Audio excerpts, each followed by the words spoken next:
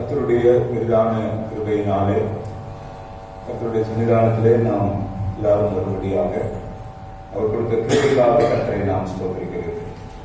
ప్రభు ఇచ్చిన గొప్ప కృప ద్వారా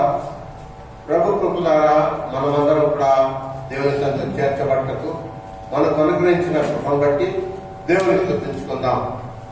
கர்த்தருடைய சமூகத்திலே நாம் வரும்போதெல்லாம் நம்முடைய நிலை, அந்தரங்க நிலையிலே நம்மை தாழ்த்தினவர்களாக கர்த்தருடைய సముద్రే நாம் వర வேண்டும். ప్రభు సన్నిధిలో మనము చేరి వచ్చినప్పుడు మన యొక్క పరిస్థితిని తగ్గించుకొని దేవుని సన్నిధిలో చేరవలసిన వారమే ఉంటున్నాం. பொதுவாக நம்ம எல்லாரும் மனிதர்களாகிய ஒவ்வொருவருடைய வாழ்க்கையிலும் நம்மை குறித்து அதிகமாக நாம் எண்ணக்கூடியவர்கள். కనుక మనము మన యొక్క జీవితంలో మన గురించి మనమే ఎక్కువగా హెచ్చించుకునే వారమే ఉంటున్నాం. எங்க போனாலும் எங்க வந்தாலும் யாருக்கு பேசினாலும் நம்மை குறித்து மேன்மையாக நாமே எண்ணிக்கொள்வது மட்டும் இல்லாமல் மற்றவர்களும் என்ன வேண்டும் என்று சொல்லி நாம் நினைப்பது.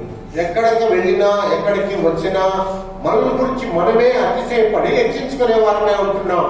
கர்த்தர் நம்முடைய எல்லா அந்தரங்க காரியங்களை நன்றாக அறிந்திருக்கிறார். ప్రభు మన యొక్క అంతరంగ జీవితంలో ప్రభు ఎరిగిన వాడే ఉన్నాడు. நாம் எந்த அளவுக்கு நம்முடைய அந்தரங்க ஜீவியத்திலே கர்த்தருக்கு முன்பாக இருக்கிறோம் என்பதை சரியான விதத்தில் அறிந்தோமானால் நாம் ஏறெடுக்கிற ஆராதனையும் உண்மையாக இருக்கும். మనము మన యొక్క అంతరంగ జీవితంలో ఏ స్థితిలో మనం ఉన్నామని మనం ఎరిగినట్లయితే మనము చెల్లించే ఆరాధన దేవునికి అది సంతోషకరంగా ఉంటుంది.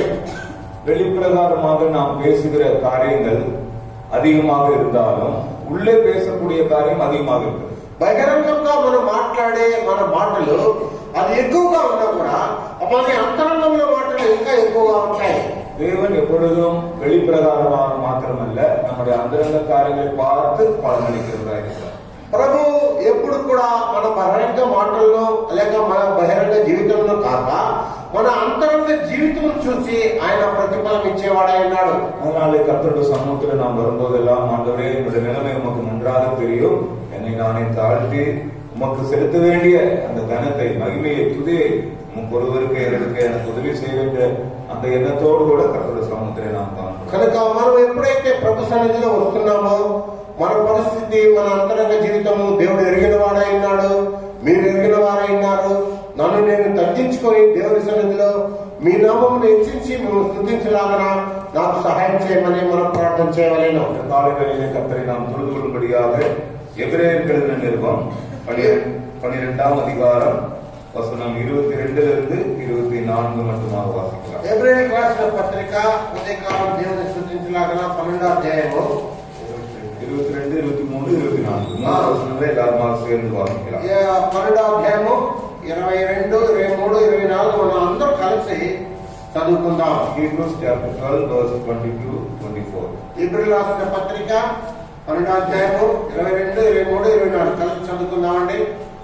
நீங்களோ దేవుడు గుడ్డమును జీవిగల దేవుని అనగా పరలోకపు ఆవిష్కరణను వేవేదపరిచి దేవదూతలైనను పరలోకమునకు రాయబడిన యేసు సంఘమునకును వారి మహోత్సవమును అందరి న్యాయాధిపతి అయిన దేవుని యొద్దకును సంపూర్ణ పొందిన నీతిమంతుల ఆత్మ యొద్దకు కొత్త నిబంధనలకు మధ్యవర్తి అయిన యేసు యొద్దకు ఆవేదన కంటే మరి శ్రేష్టంగా పలుకు ప్రోక్షణ రక్తములకు మీరు వచ్చి ఉన్నారు. ప్రార్థించుకుందాం. ఇప్పుడు ஆண்டவரே, உம்முடைய பாதம் பணிந்து எங்களுடைய தாழ்த்தி நோக்கி பார்க்கிறோம்.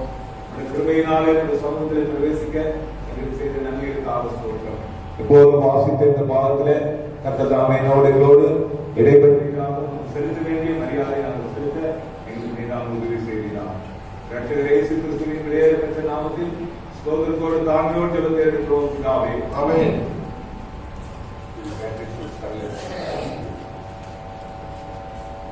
நாம் வாசித்த இந்த பாகத்திலே நாம் யாரிடத்திலே வந்து சேர்ந்திருக்கிறோம் என்று சொல்லி நம்ம பார்க்கும் பொழுது ధ్యానింపబడిన వాక్య భాగంలో మనం ఎవరొద్ద వచ్చి చేరినామని మనం గమనించవలెను. ஒரே ஒரு வார்த்தை, நிறைய காரியங்கள் சொல்லப்பட்டிருக்கு, ஒரே ஒருவரிடத்திலே நாம் வந்து சேர்ந்திருக்கிறோம் என்பதை நாம் பார்க்கிறோம். మనం అక్కడ అనేక కార్యములు చెప్పబడినది, అయితే ఒకరి యొద్ద మనం వచ్చి చేరి ఉన్నామని చెప్పబడుతున్నది. யாவருக்கும் நியாயாதிபதியாகிய தேவனிடத்திற்கும் பூர்ணராக்கப்பட்ட நீதிமான்களுடைய ஆவிகளிடத்திற்கும் அப்படின்னு வாசிக்கிறோம். వారి జ్యేష్ఠుల పరలోకమందు వ్రాయబడిన జ్యేష్ఠుల సంగమునకును వారి మహోత్సవమునకును అందరి న్యాయాధిపతి అయిన దేవుని యొద్దకును సంపూర్ణ స్థితి పొందిన నీతిమంతుల ఆత్మ యొద్దకును అంటున్నారు. யாவருக்கும் நியாயாதிபதியாய் இருக்கிறவரிடத்திலே நாம் வந்திருக்கிறோம். కనుక మనము అందరి న్యాయాధిపతి అయిన దేవుని యొద్దకు మనం వచ్చినాము. நம்முடைய ஆண்டவர் அன்புள்ளவர், இரக்கமுள்ளவர், தாழ்மையுள்ளவர், பரிசுத்தர், இன்னும் அநேக நாமங்கள் அவருக்கு உண்டு. మన ప్రభు తగ్గింపబడినవాడు, పరిశుద్ధుడు, నమ్మకమైన వాడు, ఇంకా అనేక నామములు ధరించిన వాడైనాడు. இன்னொரு வார்த்தை அவருடைய நாமம் நான் நியாயாதிபதி என்று சொல்லுகிறார். ఆయన ఇంకొక మాట ఆయన నామం న్యాయాధిపతి అయి ఉన్నాడని చెప్పబడుతున్నది. அவர் நியாயாதிபதியாக இருக்கிறார். ఆయన న్యాయాధిపతి అయి ఉన్నాడు. நம்முடைய தேவன் நியாயாதிபதி. మన దేవుడు న్యాయాధిపతి అయి ఉన్నాడు. ஏசாயா தீர்க்கதரிசன புத்தகத்திலே యెషయా గ్రంథము 33ஆம் அதிகாரம் 22வது வசனம். 33 verse 22. 33వ అధ్యాయము 22వ వాక్యం. கர்த்தர் நம்முடைய நியாயாதிபதி, கர்த்தர் நம்முடைய நியாய பிரமாணிகர், கர்த்தர் நம்முடைய ராஜா, அவர் நம்மை ரட்சிப்பார். 33వ అధ్యాయము 2వ వాక్యము తెలుగులో యెహోవా నీ కొరకు కనిపెట్టుచున్నాను మా యొక్క 22వ వాక్యము యెహోవా మనకు న్యాయాధిపతి, యెహోవా మన శాంతికర్త, యెహోవా మన రాజు, ఆయన మనల్ని రక్షించును. அவர் நம்முடைய நியாயாதிபதி அப்படின்னு சொல்லி நாம் வாசிக்கிறோம். ఆయన మన న్యాయాధిపతి అని మనం ధ్యానిస్తున్నాం. அவர் எல்லாரையும் நியாயம் தீர்க்கிறவர். ఆయన అందరికీ న్యాయం తీర్చేవాడు. அவர் எல்லாவற்றையும் அறிந்திருக்கிறதுனாலே அவர் ஒருவர் மாத்திரமே நியாயாதிபதியாக இருக்கிறார். ఆయన సమస్తమును ఎరిగినవాడు కనుక ఆయన ఒక్కడు మాత్రమే న్యాయాధిపతి ఉన్నాడు. அவர் பூமி அனைத்திற்கும் சர்வலோகத்திற்கும் அவர் நியாயாதிபதியாக இருக்கிறார். ఆయన సర్వ సృష్టికి సర్వలోకములకు భూమి యావత్తుకు ఆయన న్యాయాధిపతి ఉన్నాడు. ஆதியாகம புத்தகத்திலே நாம் வாசிக்கிறோம். ఆదికాండం గ్రంథమందు మనం చదువుతున్నాము. 18వ அதிகாரம் 25వ వచనం. Genesis chapter 18 verse 25. 18వ అధ్యాయం 25వ వాక్యము. துன்மார்க்கரோடே நீதிமானையும் சங்கரிப்பதே உமக்கு தூரமாய் இருப்பதாக, நீதிமானையும் துன்மார்க்கனையும் சமமாய் நடப்பிப்பது உமக்கு தூரமாய் இருப்பதாக, சர்வலோக நியாயாதிபதி நீதி செய்யாதிருப்பாரோ என்றான். ఆ చొప్పున చేసి దుష్టులతో కూడా నీతిమంతులను చంపుటకు నీకు దూరమవును గాక, నీతిమంతుని దుష్టులతో సమముగా ఉంచుట నీకు దూరమవును గాక, సర్వలోకములకు తీర్పు తీర్చువాడు న్యాయం చేయడా అని చెప్పినప్పుడు அவர் சர்வலோக நியாயாதிபதி.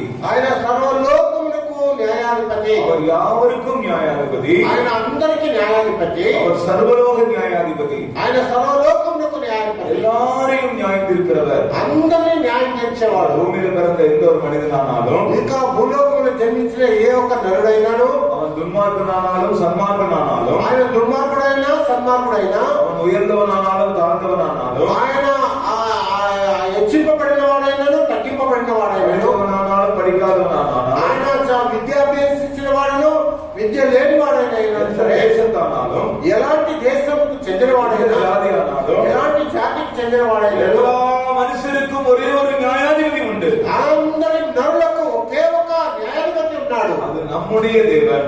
ఆయన మన దేవుడు. அவர் நம்முடைய தேவனாக, அவர் நியாயாதிபதியாக அவர் இருக்கிறார். ఆయన మన దేవుడై ఉండి మనకు న్యాయాధిపతిగా ఉంటున్నాడు. பிரசங்கிகளை வாசிக்கும் பொழுது, ఆ ప్రసంగి గ్రంథమును మనం చదివేటప్పుడు உலகத்திலே நியாயஸ்தலங்கள் உண்டு, ఈ యొక్క లోకములో న్యాయస్థానములు ఉన్నవి, நீதிமன்றங்கள் உண்டு. ఆ యొక్క కోర్టులు ఉన్నవి. அங்கு என்ன இல்லை?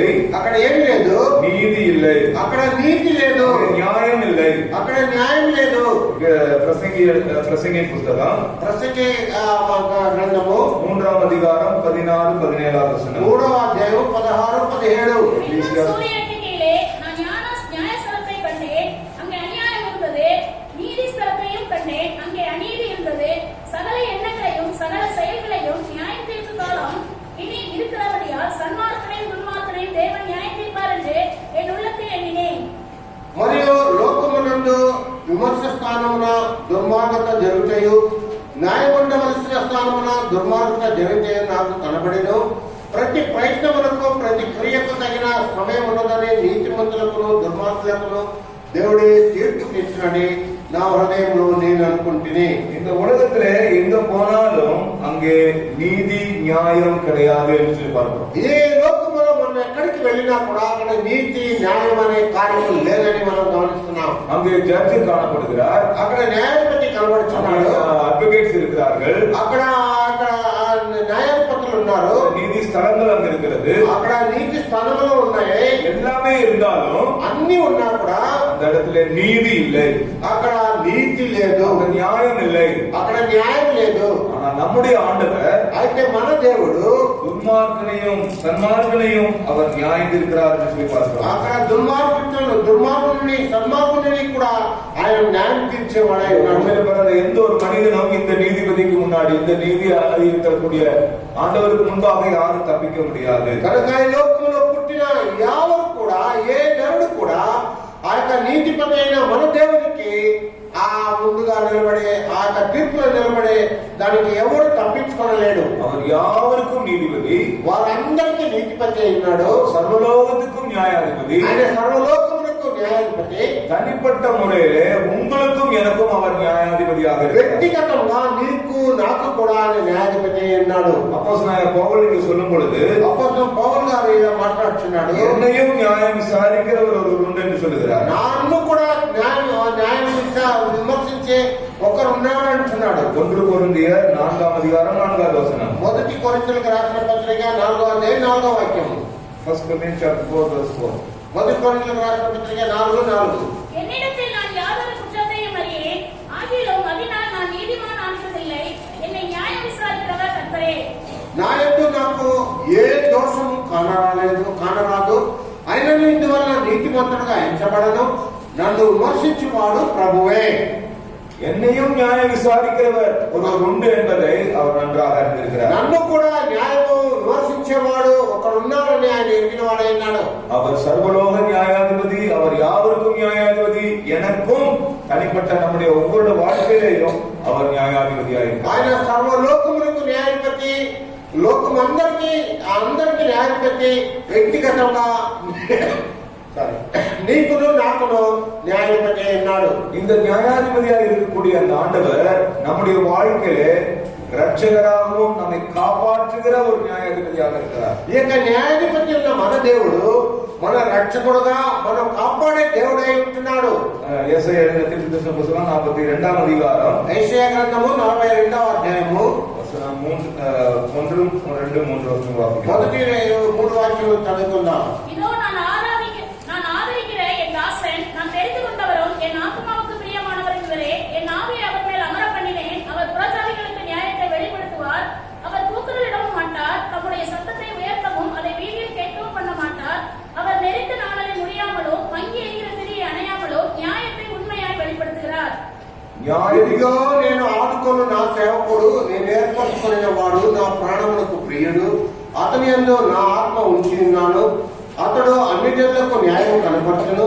అతడు కేకలు వేయడు, అరువడు, తన కంఠస్వరము వీధిలో వినబడనీయడు. నలిగిన రీళ్లను అతడు విరువడు, మకమకలాడుతున్న జనపనార వత్తిని ఆర్పడు. అతడు సత్యమును అనుసరించి న్యాయము కనపరచును. அவர் நெறிந்த நாணலை முறியாமலும் மங்கிய திரியை அணையாமலும் நியாயத்தை உண்மையாய் வெளிப்படுத்துவார். నలిగిన రీళ్లను అతడు విరువడు, మకమకలాడు జనపనార వత్తిని ఆర్పడు. అతడు సత్యమును అనుసరించి న్యాయము కనపరచును. நம்முடைய ஆண்டவர் நமக்கு நியாயம் செய்யக்கூடிய நியாயாதிபதியாக இருக்கிறார். మన దేవుడు మనకు న్యాయం చేసే న్యాయాధిపతి అయి ఉన్నాడు. நம்முடைய சார்பிலே அவர் வாதாடக்கூடியவராக இருக்கிறார். మన యొక్క తరపున ఆయన వాద్యమాడేవాడై ఉన్నాడు. முற்று முழுவதுமாக பாவத்திலே பிறந்த நாம், பாவத்தினுடைய அடிமைத்தனத்திலே கிடந்த நாம், நம்மை அவர் பிசாசனுடைய கரத்திலிருந்து நம்மை மீட்டு நம்மை ரட்சித்து நமக்கு நியாயம் செய்து ஒரு நியாய தீர்ப்பை ஆண்டவர் உண்டு பண்ணுகிறார். కనుక మనం పాపంలో పడి చెడిన మనల్ని రక్షించి మనకు ఆ నాశనకరమైన ఆ పాపం నుండి విడిపించిన కొరకై ఆయన న్యాయం తీర్చేవాడై ఉన్నాడు. நாம் நியாயம் தீர்க்கிறவரிடத்திலே நாம் வந்திருக்கிறோம். మనం న్యాయం తీర్చేవాడి ఎందుకు మనం చేరి వచ్చున్నాం. அந்த பாவிக்கு கிடைக்கக்கூடிய ஒரு பெரிய நியாய தீர்ப்பு என்ன? ఈ యొక్క పాపికి చెందవలసిన ఒక గొప్ప న్యాయ తీర్పు ఏంటి? பாவியான மனுஷன் ஒருபோதும் நியாயஸ்தலத்திலே, அதாவது பரிசுத்த ஸ்தலத்திலே வரவே முடியாது. ఇంకా పాపి అయిన ఒక నరుడు లేక ఒక మనుషుడు ఆ యొక్క పరిశుద్ధుని యొక్క న్యాయస్థానంలో రాలేడు. அந்த சமூகத்துல வருவதற்கு எந்த ஒரு தகுதியும் அருகதையும் அவனுக்கு கிடையாது.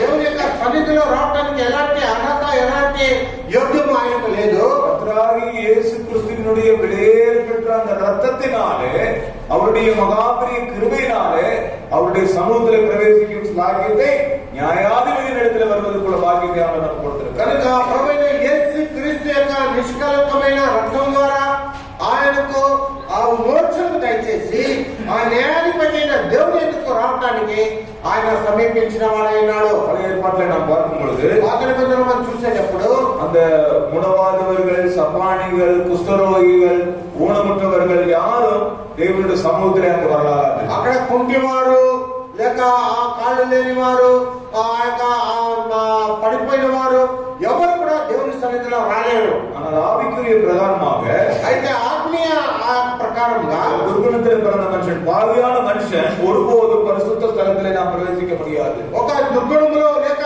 పాపి అయిన మనుషుడు ఒక్కసారి కూడా దేవుని సన్నిధిలో ప్రవేశించలేడు.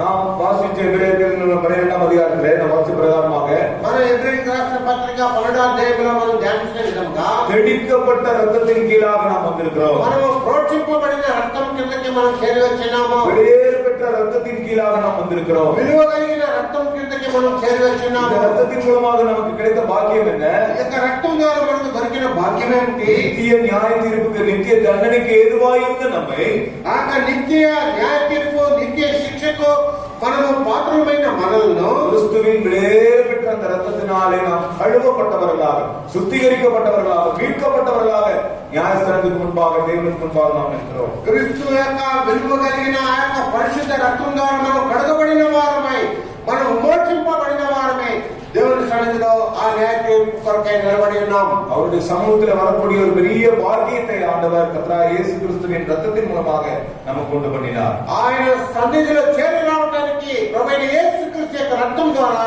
మనకు ఆ యోగ్యతను దయచేస్తున్నాడు. ప్రభు நம்முடைய வாழ்க்கையிலே நீதியுள்ள நியாயாதிபதியாக இருக்கிறார். ఆ యొక్క ప్రభు మన యొక్క జీవితంలో నీతి గల న్యాయాధిపతి అయి ఉన్నాడు. நீதி என்னவென்றால் பாவத்தினுடைய பரிகாரம், பாவியான மனுஷன் அந்த பாவத்துக்குரிய தண்டனை அவன் அனுபவிக்க வேண்டும். నీతి ఏమనగా పాపంకు రావాల్సిన శిక్షను వాడు అనుభవించవలసిన వాడు వాటి నుండి తప్పించబడటే. தேவனுடைய பிதாவினுடைய அந்த கோபம் பாவியை நோக்கி வந்து கொண்டிருக்கிறது. దేవుని యొక్క తండ్రి యొక్క కోపోద్రేకము మనిషిని పాపిని సమీపించుతున్నది. நிச்சயமாக நியாயம் தீர்க்கப்பட வேண்டும். నిత్యముగా ఆయన తీర్పులో రావాలను. ஆக்கினைக்கு ஏதுவாக இருக்கிறான். ఆయన శిక్షకు పాత్రుడై ఉన్నాడు. தண்டனைக்கு பாத்திரவானாக இருக்கிறான். ఆయన శిక్షకు పాత్రుడై ఉన్నాడు. ஆனால் இடையிலே கர்த்தராகிய இயேசு கிறிஸ்துவினுடைய மரணம், அவருடைய உயிர்த்தெழுதல், அவருடைய வெளியேற பெற்ற சரீரம் நமக்காக சிந்தப்பட்டதுனால, அவருடைய ரத்தம் சிந்தப்பட்டதுனாலே இந்த ஒரு ஸ்லாகியத்தை நாம் కలువపట్టవர்களாக న్యాయాధిపతికి మున్నాడి நாம் வந்தோம். కనుక మనము ఆయన కార్చబడిన రక్తం ద్వారా ఆయన ఆ యొక్క శరీరము మనకు ఆ యొక్క పాపికి ఆయన అడ్డంగా నిలబడి, ఆయన కడగబడి ఆ న్యాయాధిపతి యొక్క విమర్శలో మనల్ని నిలబెట్టుకొని ఉన్నాడు.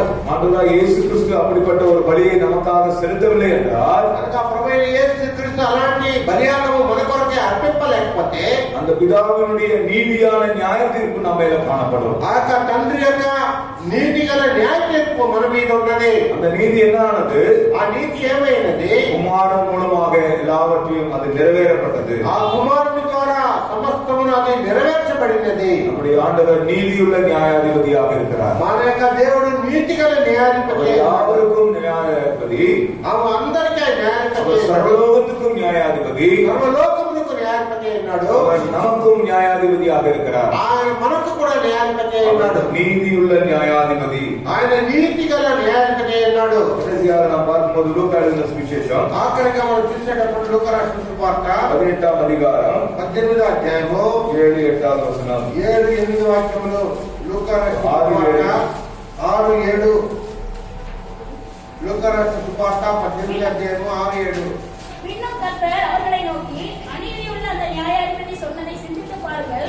அந்தபடியே தேவன் தம்மை நோக்கி இரவும் பகலும் கூப்பிடுகிறவர்களாக தம்மால்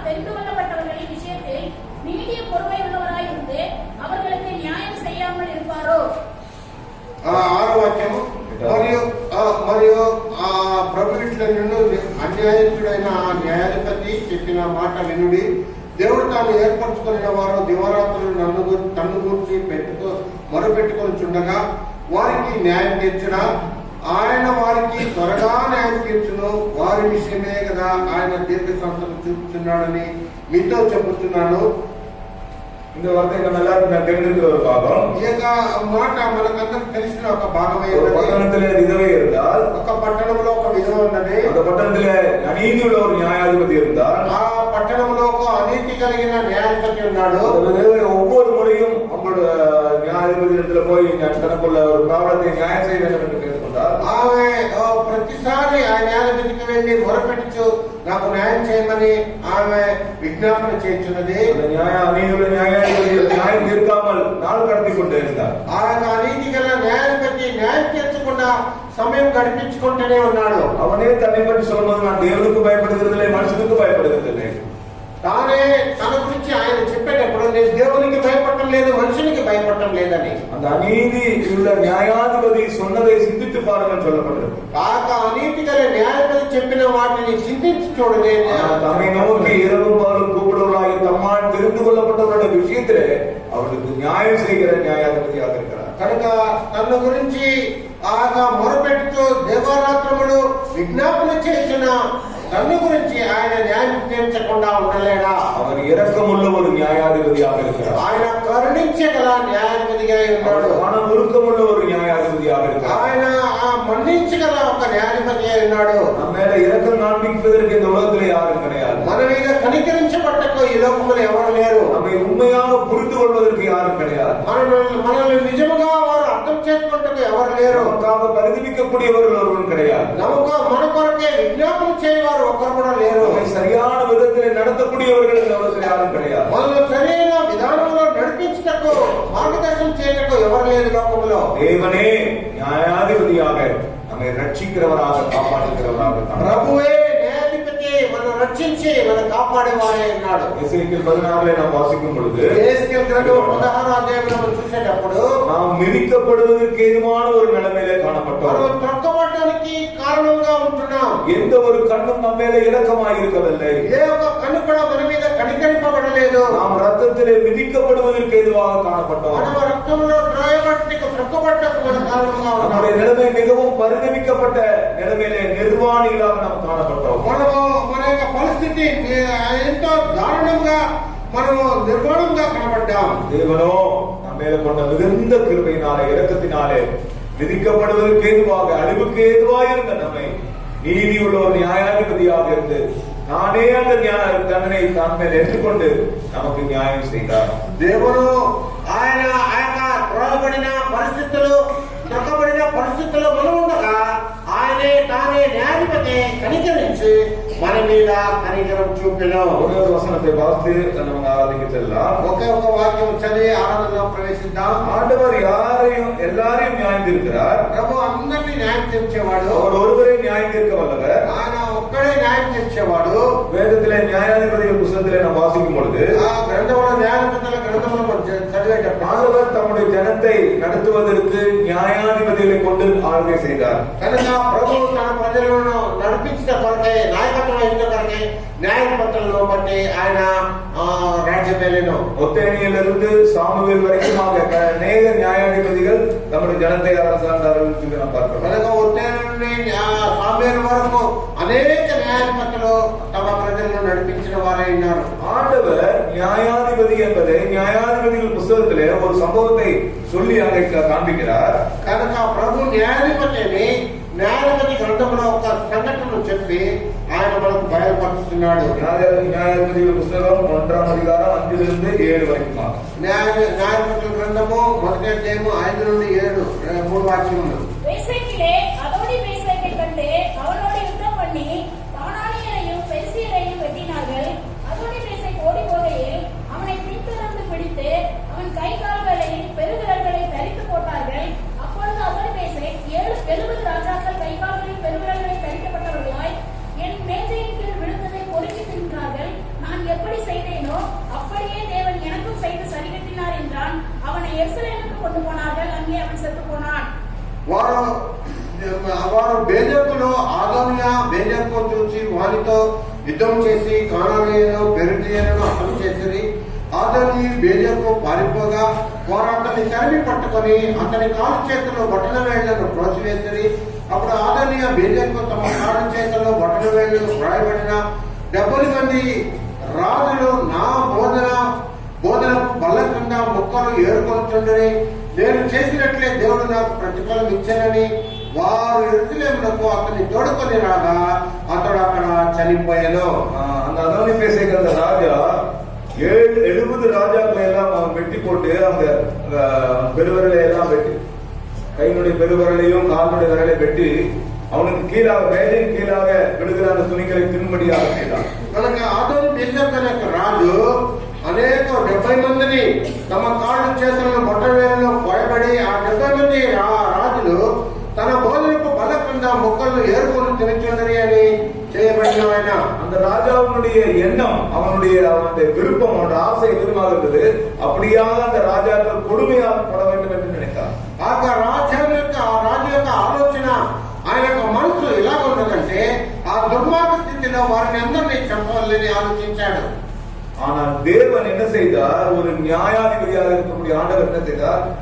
அவன் என்ன செய்தானோ அப்படியே எனக்கும் செய்தார் என்று ஞாபகப்படுத்துகிறார். కనుక ఆ ప్రభు దేవుడు ఏం చేశాడో, ఆయన ఏమి చేశాడో అదే ప్రతిఫలం నాకు ఇచ్చానని అక్కడ తానే సెలవిస్తున్నాడు. நாம் என்ன செய்தோமோ அது கேட்ட விதத்திலே தேவன் செய்தார் என்று அவன் சொல்கிறார். కనుక మనం ఏం చేసామో దానికి ప్రతిఫలంగా దేవుడు అదే చేయగలడు శిక్షగా. సంగీతం 103వ సంగీతం, కీర్తన 103వ కీర్తన గ్రంథము 103 వచనం 10వ వచనం 11వ వచనం. వాక్యము 10, 11, 12. அவர் நம்முடைய பாவங்களுக்கு தக்கதாக நமக்கு செய்யாமலும் நம்முடைய அக்கிரமங்களுக்கு தக்கதாக நமக்கு சரிகட்டாமலும் இருக்கிறார். பூமிக்கு வானம் எவ்வளவு உயரமா இருக்கிறதோ அவருக்கு பயப்படுகிறவர் மேல் அவருடைய கிருபை அவ்வளவு பெரியதா இருக்கிறது. கிழக்குக்கும் கிழக்குக்கும் எவ்வளவு தூரமோ அவ்வளவு தூரமாய் அவர் நம்முடைய பாவங்களை நம்மை விட்டு விலக்கினார். కీర్తన గ్రంథము 103, 10, 11, 12.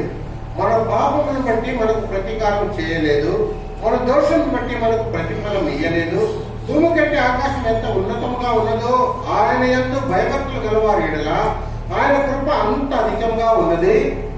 పడమటికి తూర్పుకి ఎంత దూరమో ఆయన మన అతిక్రమమును మనకు అంత దూరపరిచి ఉన్నాడు. ஆண்டவர் நம்முடைய பாவங்களுக்கு தக்கதாக, நாம் செய்த ஒவ்வொரு காரியங்களுக்கு தக்கதாக அவர் செய்திருப்பார். நாளைக்கு யாரும் நம்ம இருக்க முடியாது. కనుక ప్రభు మనం చేసిన పాపములకు తగిన శిక్ష లేక ఆ ఉగ్రత మన మీద పడినట్లయితే మనం ఎవరు కూడా ఈ స్థలంలో ఇద్దరు కూర్చొని ఉండలేము. ஆண்டவர் நியாயாதிபதியாக இருக்கிறார். ప్రభు న్యాయాధిపతి ఉన్నాడు. இயேசு கிறிஸ்துவின் மூலமாக நமக்கு கிடைத்திருக்கிற ஒரு மிகப்பெரிய ஒரு பாக்கியம் என்னவென்றால், கிறிஸ்துவின் மூலமாக நமக்கு கிடைத்திருக்கிற மிகப்பெரிய ஒரு பாக்கியம், இயேசு கிறிஸ்துவின் ரத்தத்தினாலே தெளிக்கப்பட்டவரிடத்திலே நாம் வந்திருக்கிறதுனாலே இப்படிப்பட்ட ஒரு பாக்கியத்தை நமக்கு கொடுத்திருக்கிறார். కనుక క్రీస్తు ద్వారా మనకు కలిగిన ఆ యొక్క గొప్ప భాగ్యం ఏమంటే, మనం ప్రోక్షింపబడిన రక్తం ద్వారా కడగబడిన వారమే ఇలాంటి భాగ్యము దేవుని సన్నిధిలో చేరి రావడానికి దయచేసి ఉన్నాడు. அவர் யாவருக்கும் நியாயாதிபதியாக இருக்கிறார். ఆయన అందరికీ న్యాయాధిపతి ఉన్నాడు. సర్వలోక న్యాయాధిపதியாக இருக்கிறார். ఆయన సర్వలోకమునకు న్యాయాధిపతి, நீதியுள்ள న్యాయాధిపதியாக இருக்கிறார். ఆయన నీతిగల న్యాయాధిపతి ఉన్నాడు. உங்களுக்கும் எனக்கும் அவர் நியாயாதிபதியாக இருக்கிறார். నీకును నాకును కూడా న్యాయాధిపతి ఉన్నాడు. அவர் இரக்கமுள்ள மனமுருக்கமுள்ள நியாயாதிபதியாக இருக்கிறார். ఆయన కనికరింపగల దేవుడు, ఆయన మనస్సాపం పొందిన దేవుడై ఉన్నాడు. அவருடைய ரத்தத்தினால் மீட்கப்பட்டவர்கள் ஒருபோதும் தேவன் நமக்கு செய்த இந்த காரியத்தை மறந்து போக மாட்டார்கள். ఆయన రక్తం ద్వారా మోక్షింపబడిన వారు ఎవరు కూడా ఆయన చేసిన యొక్క ప్రతిఫలం నిమిత్తమై ఉపకారం నిమిత్తమై ఎవరు కూడా ఆయన మర్చిపోరు. ஒவ்வொரு முறையும் நாம் வெளியே செல்லும் போதெல்லாம், ఒకసారి మనం బయటకు వెళ్ళేటప్పుడు அவருடைய கிருபையை நாம் உணர்கிறோம். ఆయన కృపను మనము ఎరుగుతున్నాం. அவருடைய பிரசன்னத்தை நாம் உணர்கிறோம். ఆయన సన్నిధిని మనం ఎరుగుతున్నాం. బలహీనத்திலே அவருடைய கிருபையை நாம் அதிகமாக உணர்கிறோம். బలహీనములో ఆయన కృపను మనం అధికంగా ఎరుగుతున్నాం. அவருடைய சோர்விலே அவருடைய பிரசன்னத்தை நாம் உணர்கிறோம். మనం అలసిపోయినప్పుడు ఆయన యొక్క సన్నిధిని మనం ఎరుగుతున్నాం. விசுவாசமானவன் எப்போதும் கீழே தள்ள வேண்டும் என்று சொல்லி நினைக்கிற இந்த நாட்களிலே అపవాది ఎప్పుడు వాళ్ళని పడద్రోయాలని ఆలోచించేటప్పుడు நியாயம் தீர்க்கக்கூடிய விதத்திலே మనం న్యాయం తీర్చే విధానంలో ஆண்டவர் ஆண்டவர் நமக்காக பரிந்து பேசுகிற ஒரு நியாயாதிபதியாக, பரிந்து பேசுகிற ஒரு அட்வொகேட்டாக அவர் காணப்படுகிறார். కనుక ఆయన మన కొరకు విజ్ఞాపన చేసే ఒక న్యాయాధిపతి అయి ఉన్నాడు ప్రభు. நம் நிமித்தமாக அவர் வாதாடக்கூடியவராக இருக்கிறார். మన నిమిత్తమే వాద్యమాడే న్యాయాధిపతి అయి ఉన్నాడు. அவர் நல்ல ஒரு நியாயாதிபதியாக நமக்கு இருக்கிறதுனால இந்த காலங்களில் அவர் ஒருவருக்கே நாம் கர்த்தரை நாம் ஆராதிக்கலாம். ఆయన ఒక మంచి న్యాయాధిపతిగా మనకున్నాడు కాబట్టి ఉదయకాలము ఆయన ఒక్కరికే ஆராதனை சமர்ப்பிச்சுக்கொண்டாம். நம்முடைய இருதயத்தின் ஆழத்திலிருந்து உண்மையோடு கூட ஆவியோடு கூட நாம் அந்த ஆராதனை நாம் எடுக்க வேண்டும். మన హృదయాంతరంగము నుండి నిజముగా ఆయన ఆరాధన ఆయనకు సమర్పించుకుందాం. ఆరాధనలో ప్రియపడుகிறவராக இருக்கிறார். ప్రభు యొక్క ఆరాధనలో ప్రియము పొందేవాడుగా ఉంటున్నాడు. దేవుడు వాక్యం మనకు దీవించుకున్నాడు. சொல்லப்பட்ட வசனத்தின் வெளிச்சத்திலே கர்த்தரை ஆராதிப்போம். చెప్పబడిన వాక్యపు వెలుగులో ప్రభుని ఆరాధించుకుందాం. அவர் நீதியுள்ள நியாயாதிபதி, நமக்கு வரும் தண்டனை அவரை ஏற்றுக்கொண்டு நம்மை நீதிமானாக தீர்த்திருக்கிறார். அதற்காக நாம் ஆண்டவருக்கு நன்றி கூற வேண்டும். మన నీతిగా న్యాయాధిపతి మనకు కావాల్సిన శిక్షను ఆయనే మోసుకొని కనుక దాటింటే మనం ఆ నీతిగల న్యాయాధిపతికి ఆరాధన చెల్లించవలేను. அவருடைய இரக்கம் கிருபை வர்ணிக்க முடியாது. ఆయన కృప కనికరము మనం వర్ణించలేము. ஆகவே இப்பேற்பட்ட கிருபை பெற்ற நாம், இரக்கத்தை பெற்ற நாம் நன்றியோடு அவரை துதிக்க கடமைப்பட்டிருக்கிறோம். కనుక ఇలాంటి కృపను ఇలాంటి కనికరం పొందిన మనము ఆయన కృతజ్ఞత దేవుని స్తుతించవలేను. முதலாவது சண்டே கிளாஸ் பிள்ளைகள் ஆராதிப்பார்கள். మొదటిగా సండే క్లాస్ పిల్లలు ఆరాధిస్తారు. பிறகு சண்டே கிளாஸ் டீச்சர்ஸ் ஆராதிப்பார்கள். తర్వాత సండే క్లాస్ టీచర్స్ ఆరాధిస్తారు. பிறகு யூத் வாலிபர்கள் ஆராதிப்பார்கள். తర్వాత యవనస్తులు ఆరాధిస్తారు. பிறகு ஒரு சகோதரன் ஒரு சகோதரி சுருக்கமாக கிரமமாக ஆராதிப்போம். ఒక సహోదరి ఒక సహోదరుడు క్లుప్తంగా క్రమంగా బిగ్గరగా ఆరాధించవలేను. இரக்கம் கிருபையுள்ள